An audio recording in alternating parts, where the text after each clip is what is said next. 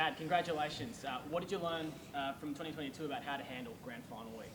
Yeah, thank you. I think just soak it all in as much as you can, and I think with our preparation and going into the games, I think you just got to realise the grand final is a different beast, and players from opposition teams are a lot hungrier and a lot more fierce than in the regular season. So I think we can take that learning in this week.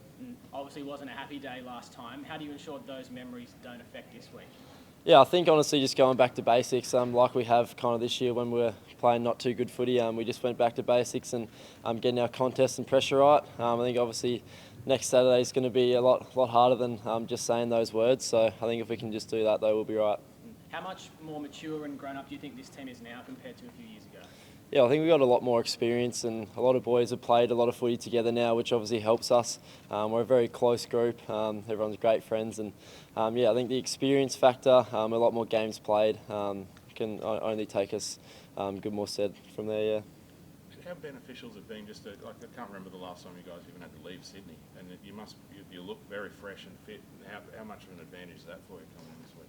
Yeah, it's been pretty good. I think obviously we've played 2 games in a month though, so I think having those little freshen ups it's been really good for boys who maybe had a few niggles, also freshen up like you said. But I think right now, obviously coming off the game off the weekend and then going into one next week, I think that's going to be pretty nice for the boys as well. Do you enjoy playing on the MCG? Yeah, definitely. I think that big ground is nice. We can use a lot of run, and obviously the crowd there is just second to none too. Hopefully having 100,000 there this week, it's I guess what you play footy for, playing at the heart of footy. You seem to be a player who plays with heaps of confidence. Where does that come from? I don't know, to be honest. I think it's kind of just natural to me. I like to, kind of push the boundaries a little bit when I play. But I think that's just how I play. And I think the boys around me help so much with that, and the club as well. They allow me to, make mistakes and move on from those mistakes. And you just realise it's all part of learning and all part of life. So I think that's where it comes from. Yeah. A couple of big goals the other night. What's the key to being present in those big moments and knowing when, this is the time I need to do something? I think it's just kind of coming back to, not getting ahead of yourselves in games. And I think at times this year when we weren't playing so good, I think myself included, I found kind of riding the highs too high and the lows too low, rather than just coming back to your breath and coming back to a lower state, and just really, being in tune with our emotions and just feeling your feet on the ground and going back to the game. Have you ever seen a buzz like Friday night and a buzz around the club with the fans? Yeah, I think the game against the Giants was pretty close to that the other week, but on the weekend it was just amazing, and I think the passion and the love that the Swans fans have had for us this year has been second to none, and hopefully we see them all down in Melbourne this week, obviously, but it's so great for New South Wales footy as well. Being Brisbane, Sydney, we're probably expecting it to be the most watched grand final ever.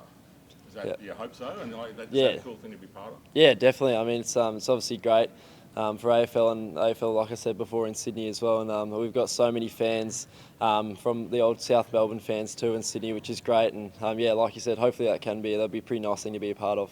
Thoughts on the Lions? There was a cracking game yesterday. Did you watch that? And obviously you've had a close battle with them this season already as well. Yeah. So I watched that with the family. It was pretty nice to sit there and watch them go at it. It was a very high pressure game, and Brisbane had obviously came out in the top in the end. And like you said, we played a very close game with them up at the Gabba not long ago. So we'll have a look at that game, and I guess a lot of ones I've played in the past. And I can't wait though. It's going to be a great game. I know you're not a doctor, but can you give us a quick injury report on Logan and Callum? Yeah, with Logan, I'm actually not too sure. I think it looked like a little rolled ankle, so he'll do everything he can possible. And Millsy, you obviously know what he's like. He'll be raring to go if he can, and he'll be doing everything right. He's so professional, so hopefully they can both get it right. What did Callum say at the end of the game? At the end of the game, they kept flashing him up on the big screen. He looked a bit stressed out at points, but obviously he seemed quite emotional at the end of the game. What did he say to you guys? Yeah, definitely. He just said how proud he is of all of us, and that he's going to be doing his best, like he always does, to get back for next week. And hopefully he can. And we all know that if he does, he'll put his best foot forward and he'll give 110%. But I think during the game, obviously we saw him up on the screen as well. It was nice to see him. But he's just so proud of us boys, and hopefully can be a part of it. Chad, there was a moment the other night where you could have gone back and taken the set shot. What is it in your mind that's happening at that point where you just go, I see the goals, I want to kick the goal? No, I think that one I was just I don't really like that range actually for set shots, so I kind of just wanted to play on and snap it. But yeah, I kind of took the mark and was had the momentum going forward a bit, and I kind of just rushed it a little bit. But looking back, I probably should have gone back on it, but it worked out in the end, so it was all good. No, he didn't. He's like I was saying before, he kind of lets me play my game, and that's the one thing I appreciate a lot about him and this club is just allowing me to, I guess, do what I do and make mistakes along the way.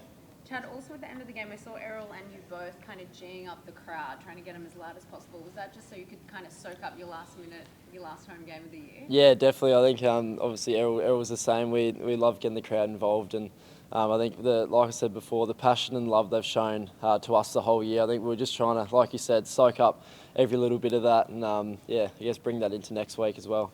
Couple more guys.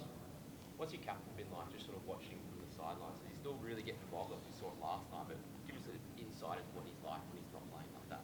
Yeah, I think it just shows, I guess, how many strings to his bow he does have, Millsy, and how good he is on the bench. He's so calm and composed, and gets a lot of messages from Horse down on the bench, and sometimes obviously Horse's messages can be a bit up in the air and a bit aggressive at him. So he's really good at translating that to us, and I guess keeping us calm and just telling us exactly what needs to be done, trends in the game, and just getting us right to go back on. If you had to bet, would he be playing in the grand final? Oh, jeez.